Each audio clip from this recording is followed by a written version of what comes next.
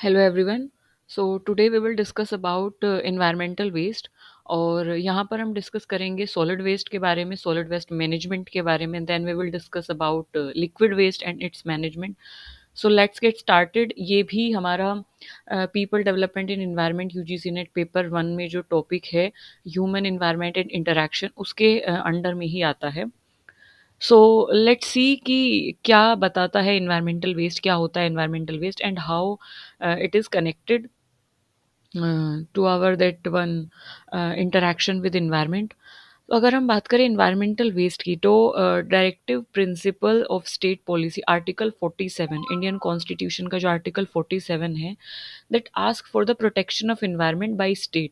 अच्छा, आर्टिकल 47 ये कहता है, directive principle of state policy के अंडर जो आर्टिकल 47 है वो ये कहता है इंडियन कॉन्स्टिट्यूशन का, कि हर स्टेट की रिस्पॉन्सिबिलिटी है कि उसके स्टेट में जो भी वेस्ट रिलीज हो रहा है उसको मैनेज किया जाए या इन्वायरमेंट को प्रोटेक्ट किया जाए by that locality, by that community, के आसपास के लोग जो वहाँ रह रहे हैं वो आसपास के इन्वायरमेंट को एक तरीके से प्रोटेक्ट करके रखें।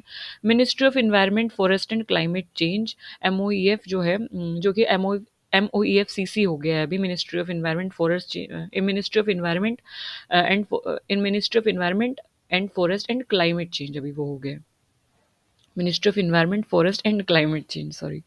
सो MOEFCC वो अभी हो गया है।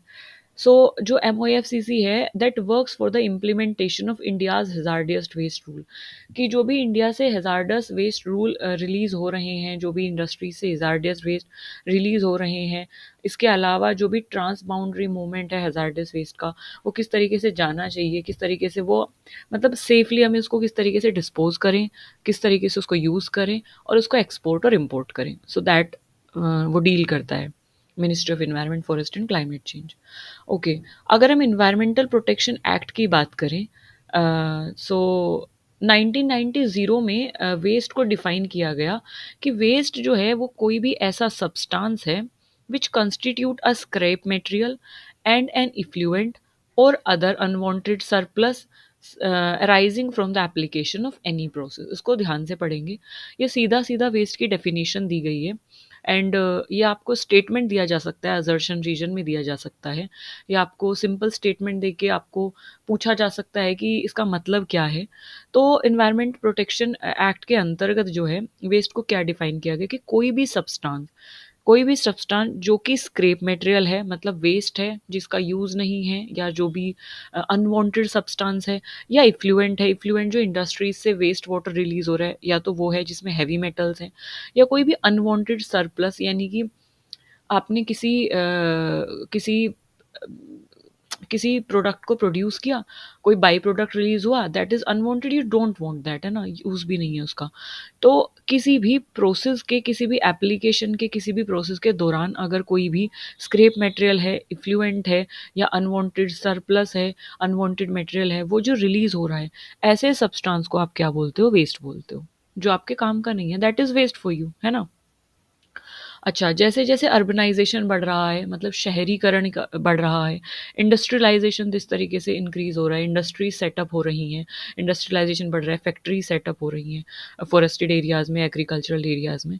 तो इस एक्सप्लोजन की वजह से, इंडस्ट्रियलाइजेशन, अर्बनाइजेशन की वजह से क्या हो रहा है कि जो वेस्ट मैनेजमेंट है ना, ये एक चैलेंज बन चुका है। क्योंकि अर्बनाइजेशन की आप बात करो, तो चाहे वो डिमोलिशन वेस्ट हो, कंस्ट्रक्शन वेस्ट हो, या कंक्रीट वगैरह हो, या इसके अलावा डोमेस्टिक म्यूनिसिपल वेस्ट हो, या आसपास के जो भी हॉस्पिटल्स वगैरह, बायोमेडिकल वेस्ट हो, तो इंक्रीजिंग अर्बनाइजेशन का मतलब इंक्रीजिंग पॉपुलेशन हो रही है, पॉपुलेशन हो रही है, अर्बनाइजेशन हो रहा है, डिमांड बढ़ रही है, चीज़ों की डिमांड बढ़ रही है, तो इंडस्ट्रियलाइजेशन हो रहा है, इंडस्ट्रियलाइजेशन हो रहा है तो प्रोडक्ट्स की एक तरीके से मैन्युफैक्चर हो रहा है, और मैन्युफैक्चर हो रहा है तो कहीं ना कहीं बाई प्रोडक्ट निकल रहा है, स्क्रैप मटेरियल निकल रहा है, और अनवांटेड मटेरियल रिलीज हो रहा है।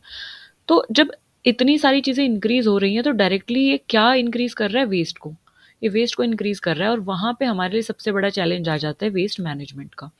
तो वेस्ट मैनेजमेंट एक की चैलेंज बन जाता है इस बढ़ती पॉपुलेशन के साथ, पॉपुलेशन एक्सप्लोजन के साथ।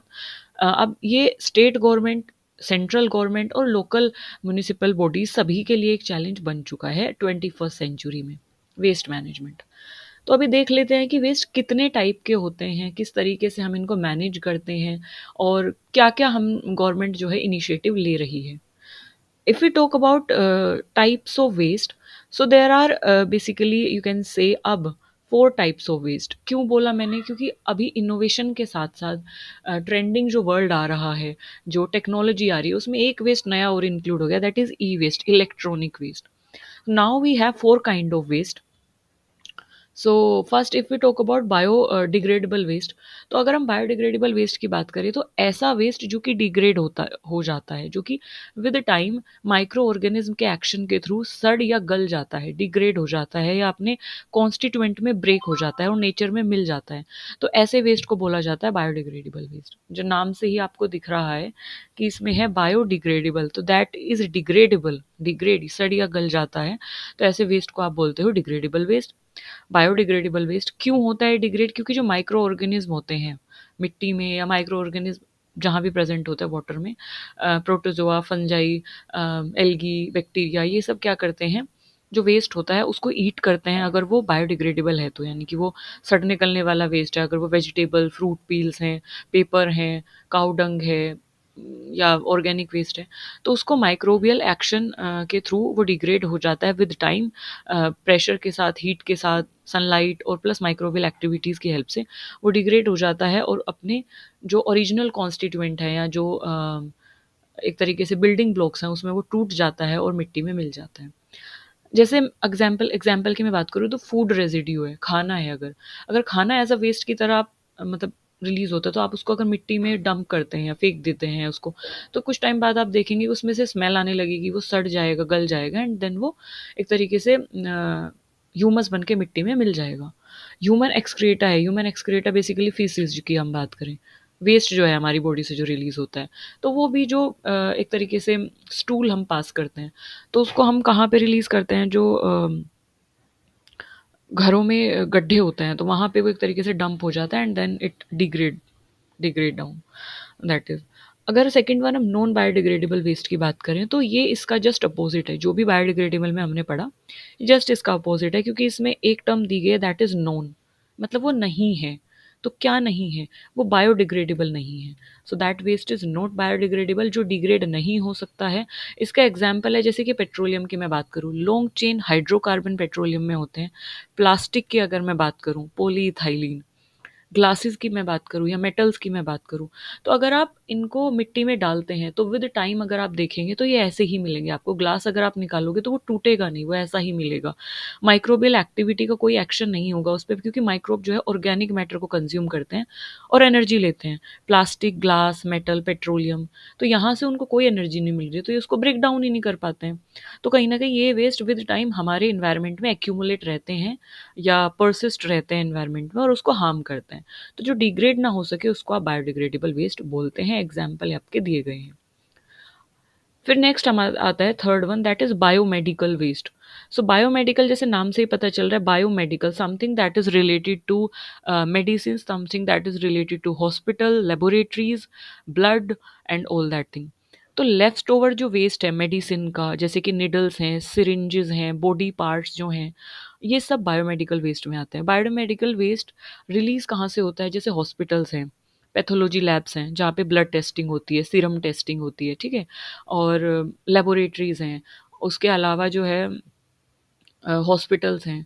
सो यहाँ से जो रिलीज होता है वेस्ट उसको बायोमेडिकल वेस्ट बोला जाता है। बायो मतलब हमारी बॉडी, हम बॉडी को ठीक करने के लिए तो मेडिसिन लेते हैं, तो बॉडी के जो भी ब्लड है, सीरम है, बॉडी पार्ट्स हैं, हेयर्स हैं, सलाइवा है, जो भी बॉडी के कॉन्स्टिट्यूएंट है, उसके अलावा जो भी मेडिसिन हैं, जो इनको यूज़, इनको ठीक करने के लिए जो भी इक्विपमेंट्स यूज़ किए जा रहे हैं, जो भी चाहे वो एक तरीके से बैंडेड हो, बैंडेज हो, या निडल्स हो, सिरिंजेस हो, तो मेडिसिन हो, तो ये सब जो चीज़ें हैं वो बायोमेडिकल वेस्ट के अंतर्गत आती हैं। ओके, नेक्स्ट है हमारा ई वेस्ट। अब इलेक्ट्रॉनिक वेस्ट की हम बात करें, ई जो यहाँ पे है वो सिंबलाइज करता है इलेक्ट्रॉनिक को। तो इलेक्ट्रॉनिक वेस्ट की अगर हम बात करें, जैसे कि कंप्यूटर के पार्ट्स हैं, बैटरीज हैं, CFL बल्ब्स हैं, तो ये सब क्या है? ई वेस्ट के एग्जाम्पल हैं। तो जितने भी अभी जैसे टेक्नोलॉजी इतना एडवांसमेंट में आ रही है, तो we all are using in some or other way, we are using some kind of machinery. घरों में, फैक्ट्रीज में तो हम करते ही हैं, इंडस्ट्रियलाइजेशन हो रहा है, वो तो हम करते हैं। इसके साथ साथ हम आसपास अपने घरों में और अपने आसपास क्या यूज़ करते हैं, मशीनरी यूज़ करते हैं, या वन और अदर वे में हम कोई ना कोई कहीं ना कहीं इलेक्ट्रॉनिक जो एक तरीके से इक्विपमेंट्स है उससे जुड़े हुए हैं। जैसे अगर हम घर की बात करें, हम माइक्रोवेव ओवन यूज़ करते हैं, हम वॉशिंग मशीन यूज़ करते हैं, टोस्टर यूज़ करते हैं, वी यूज़ चार्जर, सिंपल अगर आप ले लें, बैटरीज हम यूज़ करते हैं, mobile phones we use, and juicer, mixers और induction. So all these things are what, electronic things ना। तो जब स्कूल कॉलेजेस में, तो कहीं ना कहीं हम डेली लाइफ में अपने इलेक्ट्रॉनिक चीज़ों को, ये हमारी शामिल होती हैं सम और अदर वे। बड़े लेवल पे हो सकती है, छोटे लेवल पे हो सकती हैं। तो जब यहाँ से वेस्ट निकलता है, जैसे कि लिथियम, अगर मैं बैटरीज की बात करूँ, लिथियम रिलीज हो रहा है, या बैटरीज के पास पार्ट्स जो है वो टूट गए हैं, या चार्जर अगर मतलब एक तरीके से डिस्कार्ड हमें करना है, ख़राब हो गए, तो वो जो सारी चीज़ें हैं वो कहीं न कहीं इलेक्ट्रॉनिक जो चीज़ें हैं, उनका जो वेस्ट रिलीज़ हो रहा है, तो वो आता है हमारा ई-वेस्ट में। जैसे कंप्यूटर पार्ट्स हैं, बैटरीज़ हैं, सीएफएल बल्ब्स हैं, तो all these things are what, e waste. ये सब ई-वेस्ट की कैटेगरी में आते हैं। ओके। अगर हम बात करें सोर्सेज़ ऑफ वेस्ट की, तो वेस्ट रिलीज़ कहाँ से होता है? तो if we talk about the sources, तो जैसे हम बात करें, first one is domestic waste. तो घरों से रिलीज़ हो सकते हैं, क्योंकि अर्बनाइजेशन बढ़ रहा है, म्युनिसिपल एरियाज़ बढ़ रहे हैं, तो अर्बनाइजेशन, पॉपुलेशन बढ़ रही है, तो घर होंगे, घरों में हम बहुत सारी चीज़ें यूज़ करते हैं, तो वहाँ से जो वेस्ट निकलता है वो बायोडिग्रेडेबल भी हो सकता है और नॉन बायोडिग्रेडेबल भी हो सकता है। ठीक है। अब अगर मैं बात करूँ मेजरली, जैसे पॉलीथीन बॉटल्स हैं, फूड है, कॉटन है, तो डेली हम अपने घरों में क्या यूज़ करते हैं, फूड यूज़ करते हैं, फूड है, कॉटन है, पॉलीथीन बैग्स है, पेपर्स हैं, and we use electronic waste भी वहाँ से रिलीज़ हो सकता है। तो majorly majorly food waste, pulp और वेजिटेबल पील्स और सीवेज और excreta, all those thing, domestic waste एक सोर्स हो गया। सेकंड वन इज़ आपका इंडस्ट्रियल वेस्ट। इंडस्ट्रियल मतलब कि अभी इंडस्ट्रियलाइजेशन इतना पीक पे है, इतना ज़्यादा फ्लरिश हो रहा है, इंडस्ट्रीज बढ़ रही हैं, तो इंडस्ट्री से भी वेस्ट निकलता है। डिपेंडिंग ऑन द वो किस टाइप की इंडस्ट्री है, क्या वो टेक्सटाइल इंडस्ट्री है तो पेपर पल्प इंडस्ट्री है, क्या वो तो ऑर्गेनिक वेस्ट रिलीज होगा, क्या वो मेटल रिफाइनरी है, किस तरीके की वो इंडस्ट्री है, क्या वो बैटरी मैन्युफैक्चरिंग इंडस्ट्री है तो वहाँ से लिथियम रिलीज होगा, क्या वो पेट्रोलियम रिफाइनरी है, तो depending on the types of industry, organic, inorganic, biodegradable, non biodegradable, इस तरीके के वेस्ट वहाँ से रिलीज होते हैं। तो it originates from the industrial activity and it divided into the following. Industrial activity से रिलीज होता है इंडस्ट्रियल वेस्ट, और ये कुछ कैटेगरी में इस तरीके से डिवाइडेड है, जैसे कि फूड प्रोसेसिंग, जैसे कि पेपर इंडस्ट्री। अगर मैं बात करूँ फूड प्रोसेसिंग फैक्ट्री की या फूड प्रोसेसिंग इंडस्ट्री की, सो वहाँ से बेसिकली फूड में क्या होता है, मेनली वो ऑर्गेनिक वेस्ट होता है, बायोडिग्रेड हो जाता है, तो ऑर्गेनिक वेस्ट वहाँ से रिलीज होता है। पैथोजेंस वहाँ से एक तरीके से क्योंकि डैम्प एरियाज़ में और जहाँ पे फूड मिलेगा, जहाँ पे ऑर्गेनिक वेस्ट मिलेगा, पैथोजेंस वहाँ पे एक तरीके से ओरिजिनेट हो जाएंगे या बढ़ जाएंगे इस तरीके से। फिर पेपर इंडस्ट्री की अगर मैं बात करूँ, तो क्लोरीन है, सल्फर डाइऑक्साइड, मिथाइलिन मरकैप्टन, तो all these waste release from paper manufacturing industry. तो जैसे मैंने बताया, depending on that industry, textile industry जो कपड़ा बनाने वाली इंडस्ट्री है, डाई की जो इंडस्ट्री है, डाई जो कपड़े पे होती है, वहाँ से थर्मल पोल्यूशन एक तरीके से क्रिएट होता है, बॉयल जब होता है वाटर, फाइबर्स का जब प्रोसेसिंग होती है, तो वहाँ से वो वेस्ट रिलीज होता है। पेट्रोलियम रिफाइनरी की अगर मैं बात करूँ, तो इनऑर्गेनिक सल्फर हो गया, हाइड्रोकार्बन हो गए, क्योंकि petroleum is nothing but a long chain hydrocarbon group ना, ऑर्गेनिक एसिड रिलीज होते हैं। फिर अगर मैं बात करूँ केमिकल्स की, तो फॉस्फोरस, केमिकल मैन्युफैक्चरिंग इंडस्ट्री जो है, फॉस्फोरस, फ्लोरीन, सिलिका, ये सब वहाँ से रिलीज होता है। मेटल्स की अगर मैं बात करूँ, मेटल रिफाइनरीज जो हैं, तो कॉपर, लेड, क्रोमियम, कैडमियम सब वहाँ से रिलीज होता है। इफ़ वी टॉक अबाउट सीमेंट, तो सीमेंट मैन्युफैक्चरिंग इंडस्ट्री से पर्टिकुलेट मैटर, डस्ट रिलीज होता है। न्यूक्लियर रिएक्टर से obviously radioactive waste release होगा, क्योंकि जो भी रेडियो एक्टिव एलिमेंट है, यूरेनियम है, प्लूटोनियम है, थोरियम है, ये सब न्यूक्लियर रिएक्टर्स में यूज़ किए जाते हैं एनर्जी प्रोड्यूस करने के लिए, तो वहाँ से रेडियो एक्टिव वेस्ट रिलीज होता है। रेडियो एक्टिव वेस्ट क्या होता है, हमने प्रीवियस वीडियो में इसके बारे में डिस्कस किया है, तो go and check from there if you want. Agricultural waste की अगर हम बात करें, तो एग्रीकल्चर में हम क्या यूज़ करते हैं, फर्टिलाइज़र्स यूज़ करते हैं, क्रॉप्स के जो भी रेजिड्यू है, जैसे कि हम बात करें, हस्क है, भूसा जिसे बोलते हैं, पुराली है, ये सब जो चीज़ें हैं, जो भी कवरिंग होती हैं बेसिकली क्रॉप्स की, दैट वन।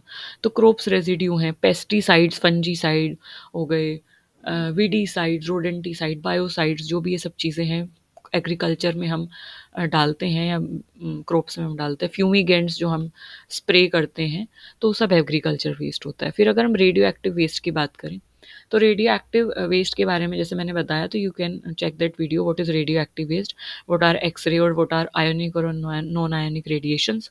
तो रेडियो एक्टिव वेस्ट जो है वो, जैसे एक्सरे मशीन की मैं बात करूँ, तो x ray is a kind of ionic radiation. तो एक्सरे मशीन से एक्सरे रिलीज होती है, हाई एनर्जी वेव्स ये होती हैं, आयनिक रेडिएशंस ये होती हैं। तो these are called radioactive waves. इसके अलावा न्यूक्लियर प्लांट से, क्योंकि हम रेडियो एक्टिव सब्सटेंस यूज़ करते हैं, तो न्यूक्लियर प्लांट से रेडियो एक्टिव वेस्ट रिलीज होता है। लेबोरेटरीज में हम बहुत सारे ऐसे एलिमेंट्स यूज़ करते हैं विच आर रेडियो एक्टिव, तो वहाँ से रेडियो एक्टिव वेस्ट रिलीज होता है। इसके अलावा जो है म्यूनिसिपल वेस्ट की अगर मैं बात करूँ, तो वेस्ट जो प्रोड्यूस होता है पब्लिक ऑफिस से, पार्क से, शॉप से। तो म्यूनिसिपल वेस्ट मतलब आसपास का जो भी आपका लोकेलिटी है, पार्क्स हैं, शॉप्स हैं, या पब्लिक ऑफिसेज हैं, और आप घरों से। तो ये जो भी ऑफिसेज, जो भी सारी चीज़ें हैं, यहाँ से जो भी वेस्ट रिलीज हो रहा है, चाहे वो बायोडिग्रेडेबल हो, it can be non biodegradable. Public offices की बात करूँ तो पेपर रिलीज होगा, पेन, प्लास्टिक और pins, something like that. Parks की अगर मैं बात करूँ, more of biodegradable waste release होगा, जैसे कि dry grass and that insects, or that you can say, if अगर वहाँ पे कोई स्विंग्स वगैरह हैं, तो उनका जो भी वेस्ट रिलीज़ हो रहा है, या कुछ भी पार्ट्स वहाँ से रिलीज़ हो सकते हैं। एंड शॉप से बायोडिग्रेडेबल भी रिलीज़ हो सकता है, नॉन बायोडिग्रेडेबल भी रिलीज़ हो सकता है। तो ऑल दीज म्यूनसिपल वेस्ट में हमारा बायोडिग्रेडेबल, नॉन बायोडिग्रेडेबल दोनों तरीके के वेस्ट आ जाएंगे। सो आई होप आपको क्लियर हुआ होगा कि what are the sources of waste. It can be domestic, industrial, different type of industry, cement, nuclear reactor, radioactive भी हो सकता है वो। So all these are sources of waste. Now if we talk about solid waste की अगर मैं बात करूँ, तो सॉलिड वेस्ट क्या होता है? तो solid waste is basically solid और semi solid domestic waste. Semi solid मतलब जिसमें हाफ वाटर और मोर एक तरीके से सॉलिड काइंड ऑफ थिंग। तो जितना भी सॉलिड वेस्ट है, सेमी सॉलिड वेस्ट है, डोमेस्टिक वेस्ट जो है, सैनिटरी वेस्ट जो भी है, कमर्शियल वेस्ट है, इंस्टीट्यूशनल वेस्ट है, वो सभी सॉलिड वेस्ट की कैटेगरी में आता है। स्वच्छ भारत अभियान जो है, जैसे कि क्लीन इंडिया मिशन जिसे हम बोलते हैं, स्वच्छ भारत अभियान, जो कि 2 अक्टूबर 2014 में ये स्टार्ट हुआ था, नरेंद्र मोदी के टेन्योर या कार्यकाल में स्टार्ट किया गया था। तो to deal with the issue related to waste management, और किस इशू पे ये एक तरीके से स्टार्ट किया गया, वेस्ट मैनेजमेंट के इशू को डील करने के लिए ये स्टार्ट किया गया, जैसे कि नाम से पता चल रहा है, दैट इज स्वच्छ भारत अभियान। तो 2 अक्टूबर 2024 ये डेट इंपॉर्टेंट है। और इसका मिशन क्या था, इसका इशू क्या था? इशू था कि सॉलिड वेस्ट मैनेजमेंट को, या वेस्ट मैनेजमेंट को एक तरीके से वेस्ट को मैनेज करना, क्लीनिनेस को प्रमोट करना, और सैनिटेशन को प्रमोट करना नेशनल लेवल पे, स्वच्छ एक तरीके से क्लीन चीज़ों को करना, दैट इज़।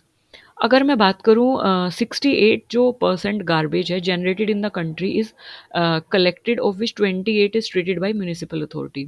68% गार्बेज अगर रिलीज हो रहा है कंट्री में से, समझ रहे हो, तो उसमें से सिर्फ 28% गार्बेज ही म्यूनिसिपल अथॉरिटीज़ के द्वारा ट्रीट किया जा रहा है। मतलब हाउसेज से, ऑफिस से, पार्क से, घरों से अगर 68% वेस्ट रिलीज हो रहा है, सो इसमें से हमारा एक तरीके से 28% ही ट्रीट हो रहा है, वेस्ट कलेक्ट हो रहा है, एक तरीके से यू कैन से कि वेस्ट मैनेजमेंट प्लांट में जाके वो ट्रीट हो रहा है।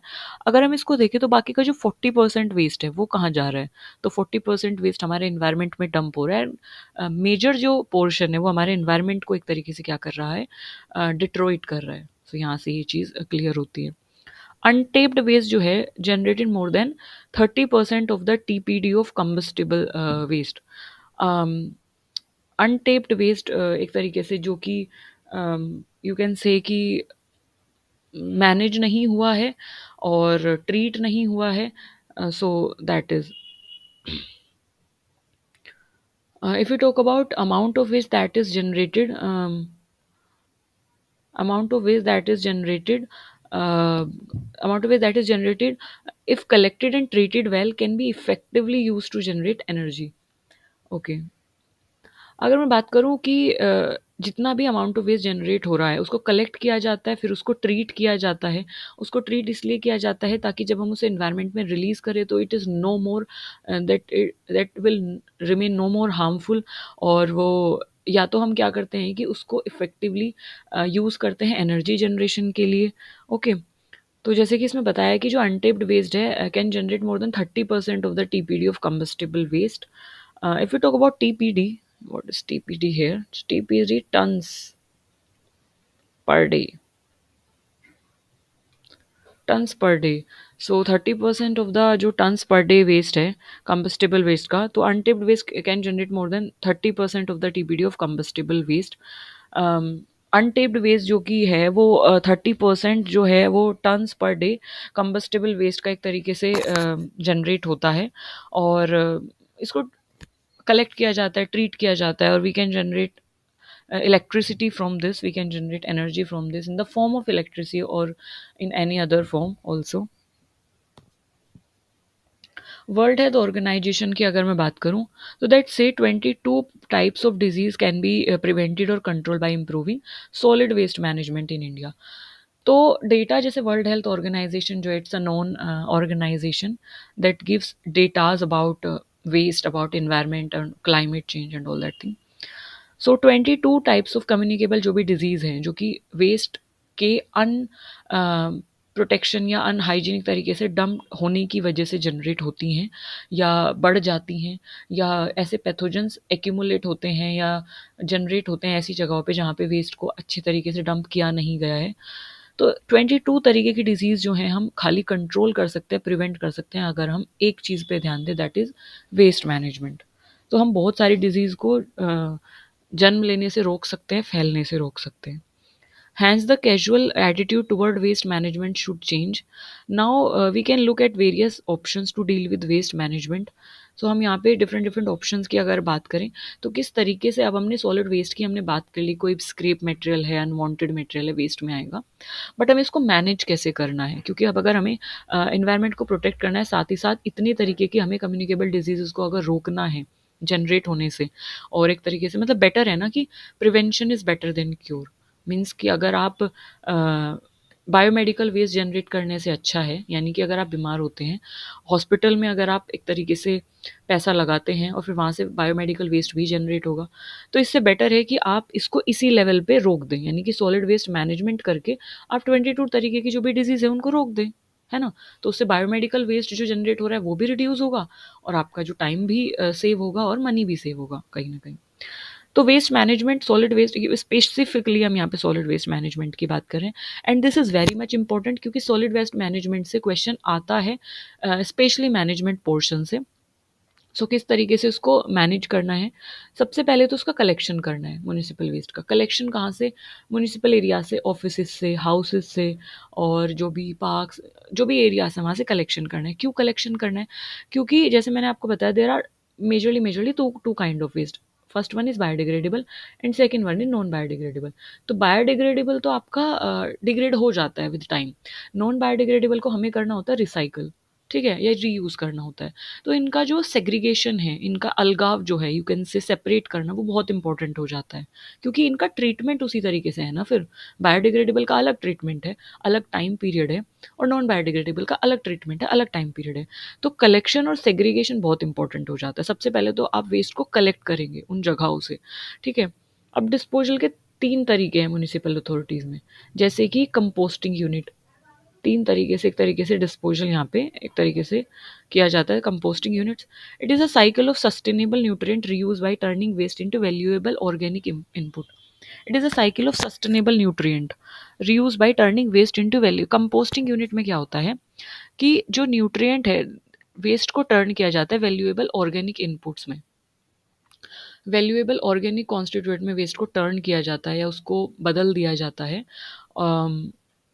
सस्टेनेबली।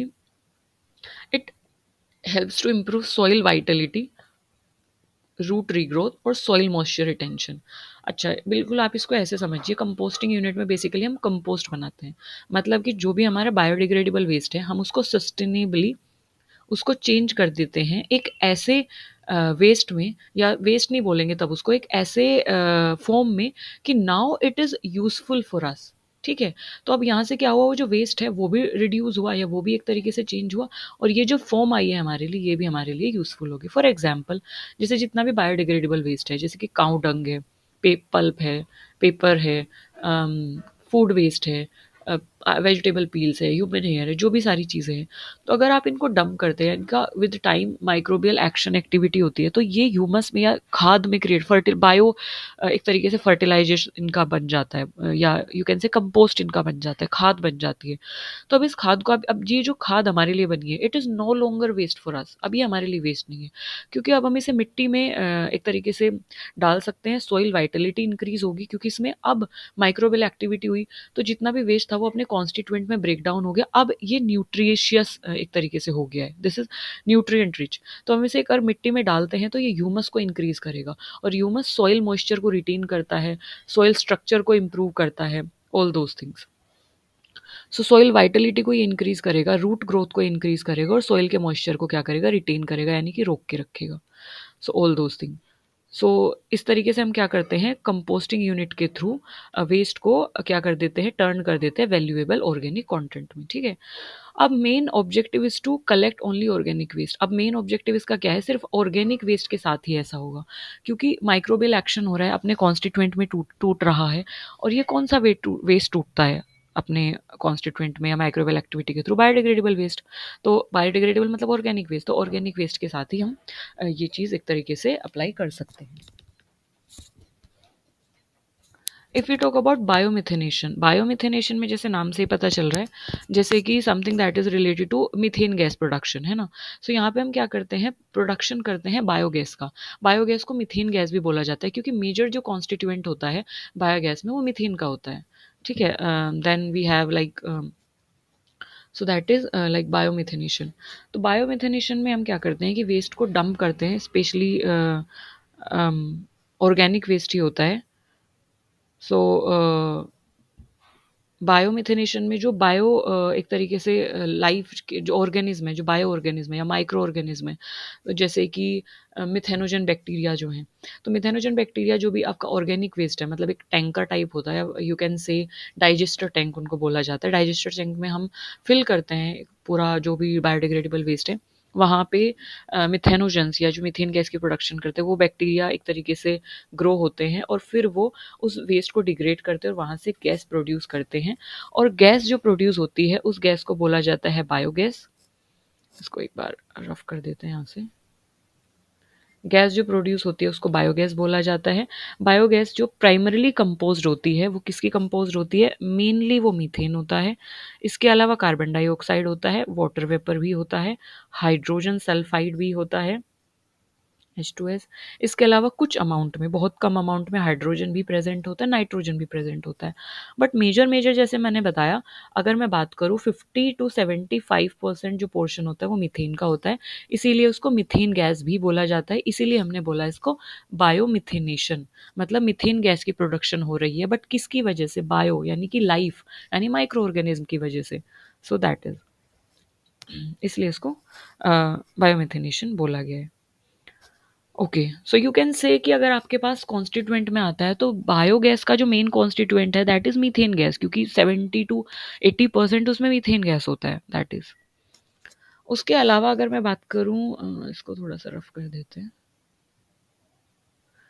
अगर मैं बात करूँ हीट एनर्जी की, so heat energy is recovered in the form of dry fuel from combustible fraction. जो भी कंबस्टेबल फ्रैक्शन है, जो भी वेस्ट के जो ऐसे पोर्शन है जिनको जलाया जा सकता है, जैसे वुड है, हस्क है, सो जो भी ये सब कंबस्टेबल फ्रैक्शन है उनको रिकवर किया जाता है और उनको ड्राई फ्यूल के तौर पे यूज़ किया जाता है, मतलब उनको जलाया जाता है और उनसे एनर्जी ली जाती है। एनर्जी जैसे हम हर्थ, चूल्हा हम यूज़ करते हैं, तो हर्थ में एनर्जी कहाँ से ली जाती है, जो भी काऊ डंग्स होते हैं, काऊ डंग पैलेट्स होती है, वहाँ से ली जाती हैं। इसके अलावा वुड से ली जाती है। तो कंबस्टेबल जो भी फ्रैक्शन है, जो भी सॉलिड वेस्ट का ऐसा फ्रैक्शन है जो जल सकता है और एनर्जी प्रोड्यूस कर सकता है, तो उसका हम यूज़ करते हैं। वुड है हमारा, हस्क है, काऊ डंग है, तो ये सब चीज़ें हैं, तो इनसे हीट एनर्जी प्रोड्यूस की जाती है विंटर्स में, और हर्थ, चूल्हे में जब हम कोई फूड प्रिपेयर करते हैं उन दैट फॉर्म। सो तब then we talk about composting unit can further be categorized in the following. Composting unit की अगर बात करूं तो it can categorize like this, it is categorize like this. जैसे कि एरोबिक कंपोस्टिंग है। एरोबिक कंपोस्टिंग तो बैक्टीरियल बैक्टीरियल कन्वर्जन है। एरोबिक कंपोस्टिंग में क्या होता है, एरोबिक जैसे नाम से पता चल रहा है कि ऑक्सीजन प्रेजेंट होगी, बैक्टीरियल डिग्रेडेशन होगा बट ऑक्सीजन की प्रेजेंस में। तो बैक्टीरियल कन्वर्जन होता है किसका, ऑर्गेनिक कंटेंट का। जो भी ऑर्गेनिक कंटेंट प्रेजेंट होता है सॉलिड में, तो वहाँ पे जो बैक्टीरिया होते हैं उसको ईट करते हैं इन द प्रेजेंस ऑफ एयर। ये ध्यान रखना, ये बहुत ज़रूरी है।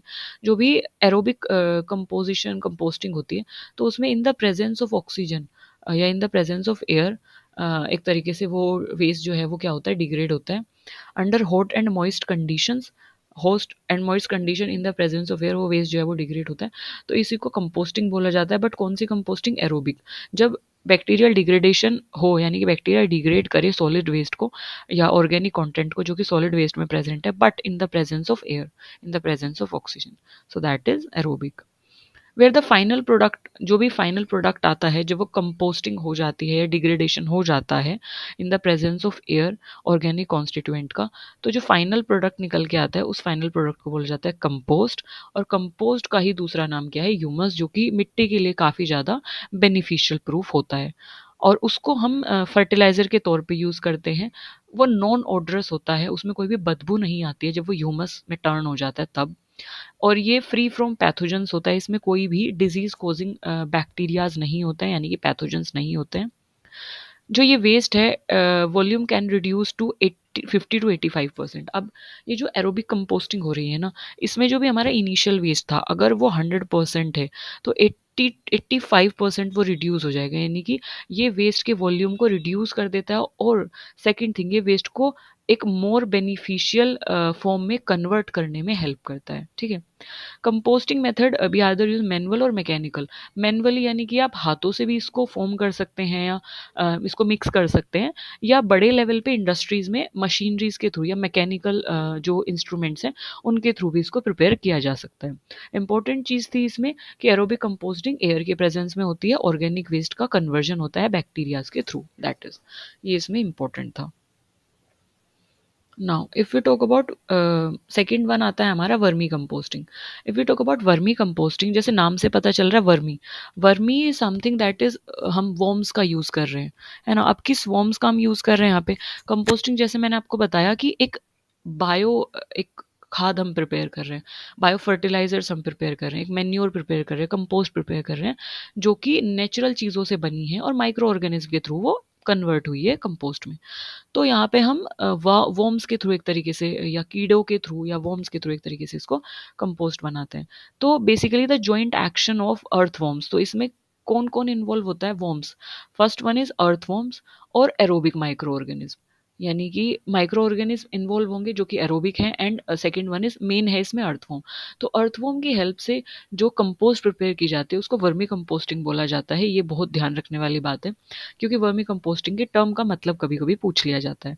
जो वॉर्म्स होते हैं, कास्ट इज फाइन ऑर्डरलेस, जो वॉर्म की कास्टिंग होती है, मतलब बेसिकली ये क्या करते हैं, ईट करते हैं अर्थवॉर्म्स, जो भी ऑर्गेनिक मैटर उसको ईट करते हैं और फिर फीकल मैटर की फॉर्म में उसको बाहर निकालते हैं, तो उसको कास्ट बोला जाता है। तो जो भी कास्टिंग या जो कास्ट ये कर रहे हैं वो फाइन होती है काफ़ी, जो इन्होंने ईट किया है उसके कंपैरिजन में वो ज़्यादा न्यूट्रिशियस होगी, बहुत फाइन होगी और ऑर्डरलेस होगी, कोई भी बदबू इसमें नहीं आएगी। और एक ग्रेन्युलर प्रोडक्ट होता है, यानी कि फाइन प्रोडक्ट ग्रेन्युलर प्रोडक्ट होता है, कोई भी लंपी प्रोडक्ट नहीं होता है। और इस प्रोडक्ट को हम यूज़ करते हैं बायो फर्टिलाइजर्स के तौर पे एग्रीकल्चर में। इसीलिए यही कारण है, क्योंकि वर्मी कंपोस्टिंग जो है वो अर्थवॉर्म की हेल्प से मेनली होती है। एसिना फटीडा वो अर्थवॉर्म है जिसकी स्पीसीज़ की हेल्प से ये वर्मी कंपोस्टिंग होती है। रेड विगलर फॉर्म भी होते हैं, एरोबिक माइक्रो ऑर्गेनिज्म भी होते हैं। तो ये जो ऑर्गेनिक वेस्ट होता है उसको खाते हैं और उसको फीकल मैटर की फॉर्म में जब निकालते हैं, तो वो जो फीकल मैटर निकाल रहे हैं जिस फॉर्म में वो काफ़ी न्यूट्रिशन रिच होता है। 10 to 50% वो न्यूट्रिशन रिच होता है कंपेयर टू जो उन्होंने ईट किया है उसके। तो इसको हम बायो फर्टिलाइजर्स की फॉर्म में यूज़ करते हैं एग्रीकल्चर में। एंड इसीलिए जो अर्थवॉर्म्स है उनको फ्रेंड ऑफ द फार्मर भी बोला जाता है, क्योंकि ये न्यूट्रिशियस रिच एक तरीके से प्रोडक्ट उनको दे रहे हैं, which is more beneficial for the soil. और इसमें कोई भी एक तरीके से मनी या ज़्यादा कॉस्टली ये चीज़ है नहीं, नेचुरली एक तरीके से हो रहा है।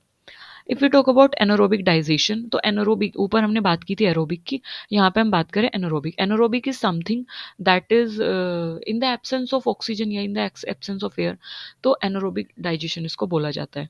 अगर ऑर्गेनिक वेस्ट आपने दबाया है या आपने उसको मिट्टी में बरी किया है, जैसे बायोमिथोनाइजेशन में हमने क्या किया था, डाइजेस्टर के अंदर उसको बरी किया था, तो ऑर्गेनिक वेस्ट को जब आप दबाते हो या बरीड करते हो पिट में, गड्ढे में जब आप बरीड करते हो, तो दबाने का मतलब या एक तरीके से गड्ढे में उसको बंद करने का मतलब यही है कि आप एयर की जो सप्लाई है उसको रोक दे रहे हो। It is as simple as that. तो जब आप उसको रोक दे रहे हो, एयर की सप्लाई को या ऑक्सीजन की सप्लाई को रोक दे रहे हो, तो वहाँ पे क्या होता है कि पार्शली मतलब एयर वहाँ पे प्रेजेंट नहीं होती है, तो एनारोबिक कंडीशंस क्रिएट हो जाती हैं, यानी कि ऑक्सीजन वहाँ पे प्रेजेंट ही नहीं है। तो एनारोबिक जब क्रिएशन कंडीशन क्रिएट होती हैं, तो वहाँ पे anaerobic microorganism role play करते हैं, मतलब ऐसे माइक्रो ऑर्गेनिज्म जो कि ऑक्सीजन की एब्सेंस में प्रोड्यूस होते हैं, ऑक्सीजन की एब्सेंस में ऑर्गेनिक वेस्ट को क्या करते हैं, खाते हैं या डिग्रेड करते हैं। तो एनारोबिक माइक्रो ऑर्गेनिज्म प्रोड्यूस होते हैं और वो क्या करते हैं, मीथेन, कार्बन डाइऑक्साइड को प्रोड्यूस करते हैं। जब वो वेस्ट को खाते हैं या वेस्ट को ब्रेक डाउन करते हैं, तो वहाँ से जो प्रोडक्शन होता है वो होता है मीथेन का, जैसे बायोमिथोनेशन में था, और कार्बन डाइऑक्साइड का प्रोडक्शन होता है, और जो लेफ्ट और ऑर्गेनिक रेजिड्यू है, तो वो क्या हो जाता है, मतलब एक तो गैस प्रोड्यूस होगी, और जो भी उन्होंने ईट किया है, जो भी ऑर्गेनिक मैटर जो है वो कन्वर्ट हो जाएगा ऑर्गेनिक रेजिड्यू में, और उसको हम मैन्योर के फॉर्म में यूज़ कर सकते हैं। बट ये it is slower then aerobic composting. Obviously वहाँ पे कोई भी एयर प्रेजेंट नहीं है, एनारोबिक डिकम्पोजिशन हो रहा है, तो एनारोबिक डिकम्पोजिशन जो है एरोबिक डिकम्पोजिशन की कंपैरिजन में काफ़ी स्लो होता है। ठीक है, काफ़ी स्लोअर ये होता है, and it occur naturally in landfill. और ये नेचुरली, जैसे कि लैंडफिल्स हम जैसे कि हमने गड्ढा खोदा और उसमें हमने वेस्ट को डंप कर दिया, बायोडिग्रेडेबल की बात करें, बायोडिग्रेडेबल के साथ ये होता है। तो क्योंकि माइक्रो ऑर्गेनिज्म बायोडिग्रेडेबल वेस्ट को ही एक तरीके से डिग्रेड कर सकते हैं ना, तो जब हम उसमें वेस्ट को फिल कर देते हैं, उसको बंद कर देते हैं मिट्टी से, तो जब ये बंद हो जाता है, तो एनारोबिक कंडीशंस जब एक तरीके से क्रिएट हुई, तो ऑटोमेटिकली नेचुरली वहाँ पे एनारोबिक बैक्टीरियाज ग्रो होना स्टार्ट होंगे और वो उसको वेस्ट को डिग्रेड करना स्टार्ट करेंगे, और अल्टीमेटली वहाँ पे मीथेन और कार्बन डाइऑक्साइड की प्रोडक्शन स्टार्ट हो जाएगी। It may lead to energy recovery through biogas generation. और इसके अलावा मतलब अगर हम देखें, तो यहाँ से मिथेन गैस की प्रोडक्शन हो रही है, मिथेन गैस को हम एनर्जी प्रोडक्शन में यूज़ कर, एनर्जी के तौर पे हम उसको यूज़ कर सकते हैं। तो बेसिकली यहाँ पे बायोगैस का एक तरीके से जनरेशन हो रहा है, दैट हैज़ 50 to 60% मीथेन, जैसे मैंने बताया कि मेजर पोर्शन इसमें मीथेन का होता है। इसके अलावा इसमें हाइड्रोजन, हाइड्रोजन सल्फाइड और कार्बन डाइऑक्साइड, अदर गैसेस भी प्रेजेंट हो रही हैं। इसको हम पावर जनरेशन के लिए एज अ फ्यूल हम इसको यूज़ कर सकते हैं, एज अ फ्यूल हम इसको यूज़ कर सकते हैं for the generation of power. So this is it. इसमें यहाँ पे then we have like if we talk about other scheme, there are also other scheme जो कि सॉलिड वेस्ट मैनेजमेंट से रिलेटेड हैं। जैसे कि अगर मैं बात करूँ incineration, this is very much important. Incineration में क्या होता है कि incineration process can reduce the original volume of combustible waste by 80 to 90%। Incineration basically waste को बर्न किया जाता है। अब इसमें दो चीज़ें आती हैं, इंसिनरेशन और पायरोलाइसिस, दोनों में ही वेस्ट को बर्न किया जाता है, बट इसमें हमेशा डिफरेंस पूछा जाता है। तो incineration involves the combustion of organic substance contained in waste material, contained in waste material. Incineration can be described as thermal treatment. Incineration of waste material convert the waste into ash, flue gas or heat. Okay. If we talk about incineration, तो जैसे मैंने बताया कि दोनों में ही incineration, इन दोनों में ही क्या होता है कि वेस्ट जो है, वेस्ट का वॉल्यूम एक तरीके से रिड्यूस हो जाता है और वेस्ट को बर्न किया जाता है। बट इसमें जनरली हमसे क्या पूछते हैं, पायरोलाइसिस, पायरोलाइसिस में जनरली हमसे डिफरेंस इसमें पूछ लिया जाता है। ओके, सो जैसे इसमें बताया गया है कि वेस्ट का जो वॉल्यूम है वो क्या हो जाएगा, वेस्ट का वॉल्यूम ऑपरेटिंग कंडीशन, प्रोडक्ट और इन्वायरमेंटल इम्पैक्ट के तौर पे ही डिफरेंट होती हैं। इंसिनरेशन में वेस्ट का जो वॉल्यूम है वो रिड्यूस हो जाएगा। कैसे रिड्यूस होगा, जब आप किसी भी मान लो सपोज करो कि आप you take a bag of waste, और जब आप उसे जलाते हो तो आपको क्या मिलता है, आपको ऐश मिलता है, राख मिलती है यू कैन से, और जो भी फ्लू गैस मिलती है, हीट, और एक तरीके से ऐश हमें उसका प्रोडक्ट मिलता है। तो अगर हम देखें आपने इतना वेस्ट बर्न किया तो आपको कितना ऐश मिलेगी, इतनी ऐश मिलेगी। तो कहीं न कहीं वॉल्यूम इसका क्या हो गया, रिड्यूस हो गया है। तो आपको बहुत सारे वेस्ट को रिड्यूस करने का एक जो तरीका है दैट इज़ इंसिनरेशन। अब इंसिनरेशन जैसे हमने बताया कि 80 टू 90% की वेस्ट को क्या कर देता है, रिड्यूस कर देता है। इसको जैसे बताया भी गया है, इंसिनरेशन में combustion of organic waste substance contained in waste material, जो भी ऑर्गेनिक सब्सटेंस वेस्ट मटेरियल में होता है उसको जला दिया जाता है तो वॉल्यूम ऑटोमेटिकली रिड्यूस हो जाता है। इसके साथ साथ ये एक बहुत ही फास्ट प्रोसीजर भी है। और क्योंकि वेस्ट को बर्न किया जाता है, कैसे बर्न किया जाता है, ऐसे नहीं कि आप इसको ओपनली बर्न करेंगे ऐसे ही, नहीं ऐसे नहीं होता है। इसमें स्पेसिफिक ऑपरेटिंग कंडीशंस होती हैं, एक प्रेशर के अंडर आप इसको बर्न करेंगे और उसी तरीके से इसमें अम, एक तरीके से आप इसको बर्न करते हैं। ओके, इसको थर्मल ट्रीटमेंट भी बोला जाता है, इसलिए इसको थर्मल ट्रीटमेंट भी बोला जाता है इंसिनरेशन को। वेस्ट मटेरियल जो है जब उसको बर्न किया जाएगा तो वो ऐश में कन्वर्ट हो जाता है, तो ऑटोमेटिकली उसका वॉल्यूम डिक्रीज हो जाता है। फ्लू गैस एक तरीके से रिलीज होती है और हीट, जो एनर्जी एक तरीके से जनरेट होती है हीट की फॉर्म में। अगर हम पायरोलाइसिस की बात करें तो solid waste is converted into liquid state and liquid is converted to into gaseous state. These product of treatment can be use for production of energy.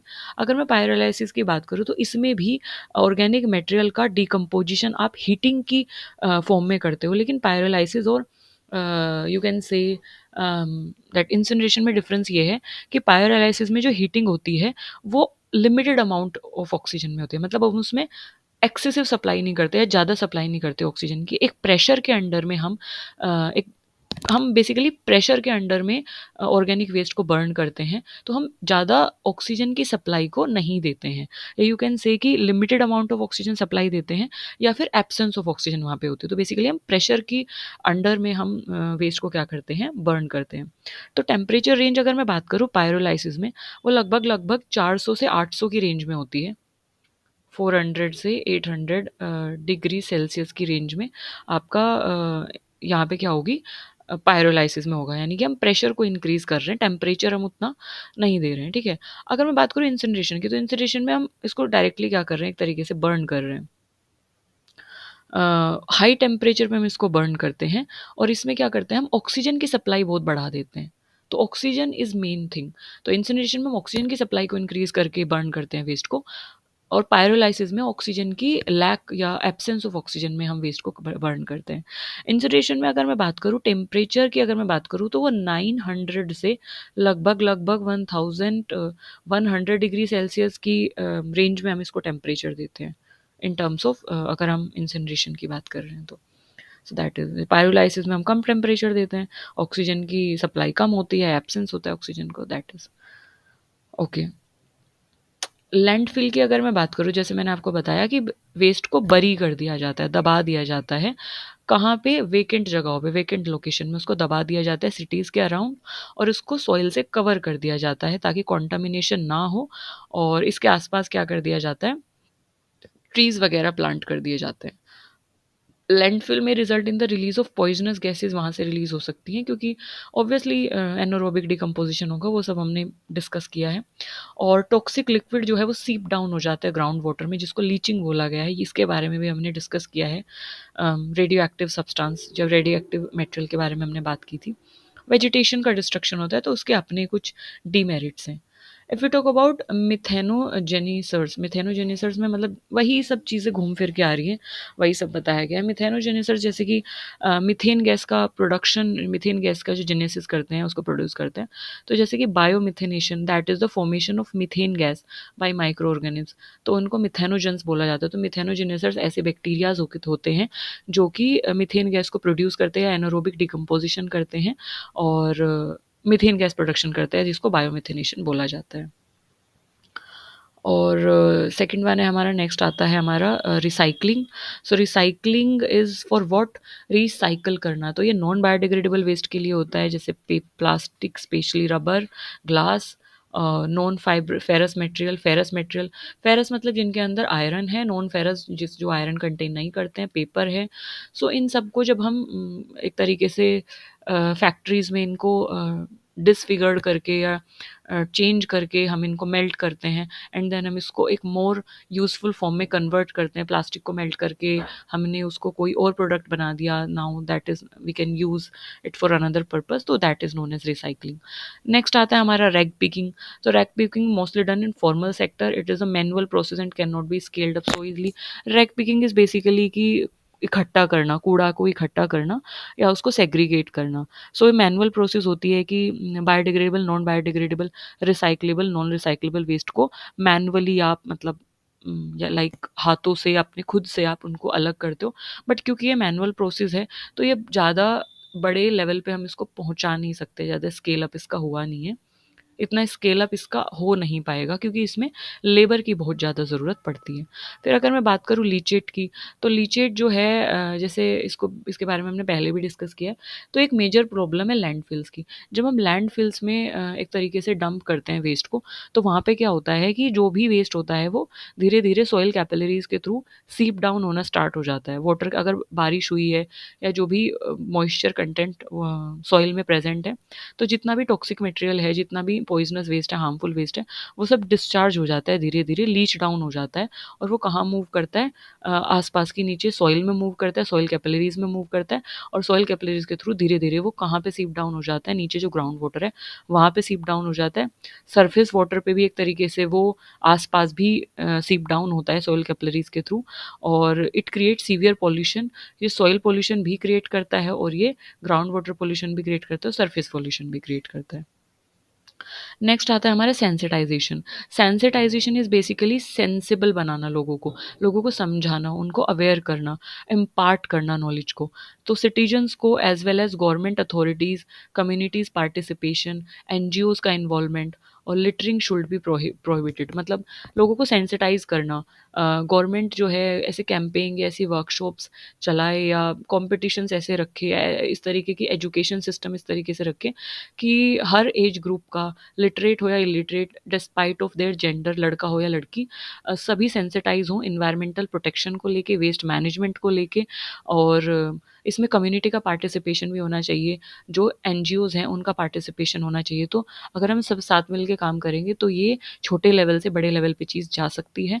Littering should be prohibited. Littering is basically जो आसपास हम कूड़ा डाल देते हैं ना, अगर हमने चिप्स खाई है तो वहीं पे हम चिप्स का पैकेट डाल देंगे, हमें लगेगा it is not a big deal, it just a packet, छोटा पैकेट है तो ये कूड़ा नहीं फैलेगा।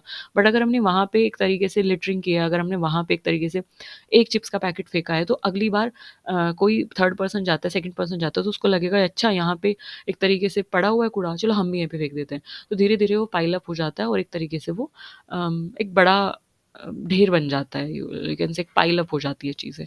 तो दैट शुड बी प्रोहिबिटेड। और नेक्स्ट है हमारा bio remediation. So it is more scientific approach. इसमें क्या करते हैं हम, लिविंग ऑर्गेनिज्म जो हैं, जो भी माइक्रो ऑर्गेनिज्म है, मेनली माइक्रो ऑर्गेनिज्म का हम यूज़ करते हैं क्या करने के लिए, डिग्रेड करने के लिए इन्वायरमेंटल कॉन्टामिनेंट्स को इनटू लेस टॉक्सिक फॉर्म।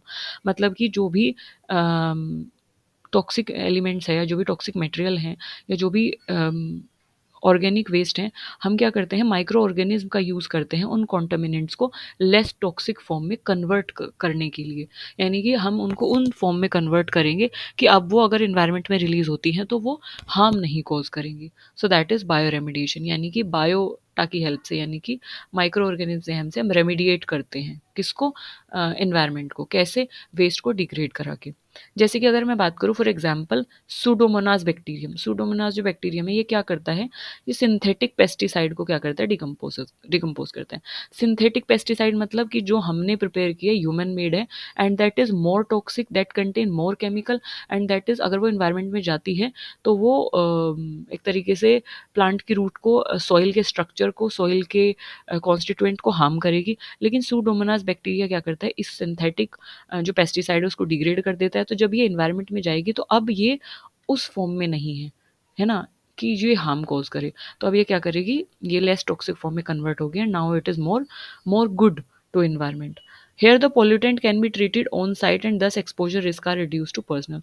तो pollutant can be treated on site, और पोल्यूटेंट को क्या किया जाना चाहिए बायो रेमिडिएशन में, ऑन साइट इनको ट्रीट किया जाता है। मतलब फॉर एग्जांपल कि यहाँ पे हमने पेस्टिसाइड्स स्प्रे किया है, यहीं पे पेस्टिसाइड है, यहीं पे इसी साइट पे हम सूडोमोनास बैक्टीरियम को अगर एक तरीके से इंट्रोड्यूस कर देते हैं तो वो यहीं पे इसको लेस टॉक्सिक फॉर्म में कन्वर्ट कर देगा।